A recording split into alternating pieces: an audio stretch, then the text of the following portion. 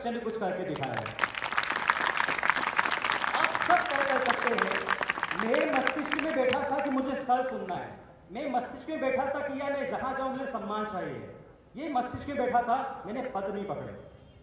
आज मैं international form से जुड़ा हुआ हूं, मैं सपना भी नहीं देखा होगा कि इतना कुछ मैं कर सकता था, क्योंकि एक सपना देखा था और मेहनत की थी।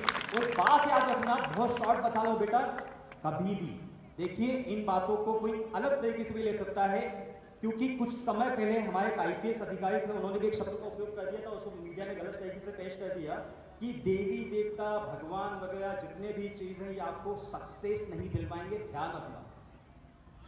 इसको कठोर वचन के साथ ध्यान रखना, ये आपको सफलता नहीं दिलवाएंगे, आपको आशीर्वाद दे सकते हैं। सफलता के लिए भगवत गीता भी कहती है कि कर्म तुम्हें करना होगा, तुम्हें मेहनत करनी पड़ेगी, मेहनत के बिना सफलता नहीं मिलेगी। ठीक है, मेहनत आपको करनी पड़ेगी, सपना आपको देखना पड़ेगा।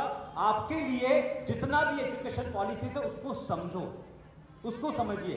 शिक्षकों के साथ में एक चैलेंज सबसे ज्यादा होता है कि आधे बच्चे अच्छा पढ़ते हैं, आधे बच्चे अच्छा नहीं पढ़ते हैं। तो उसके लिए सबसे इंपॉर्टेंट चीज पता है क्या है? हम जितने टीचर लोग हैं, हम सबको भी अपडेट होना बहुत ज्यादा जरूरी है। वो समय चला गया कि हम पुराने धैर्य के साथ पढ़ा सकते थे, अब आपको बच्चे के साथ में अपडेट होना पड़ेगा।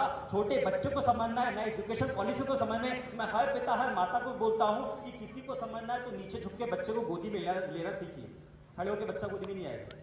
ठीक है, तो जितने शिक्षक गढ़े, हमें न्यू पॉलिसीज को समझना बहुत इंपॉर्टेंट है, नई तकनीकों को समझना बहुत इंपॉर्टेंट है, किस तकनीक के साथ में हम किस प्रकार से पढ़ सकते हैं।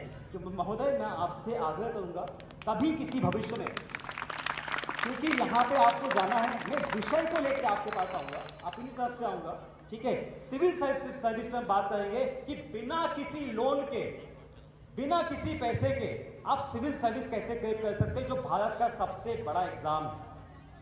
आप कंपटीशन एग्जाम में कैसे सफलता प्राप्त कर सकते हैं, ये सब चीज हम समझेंगे।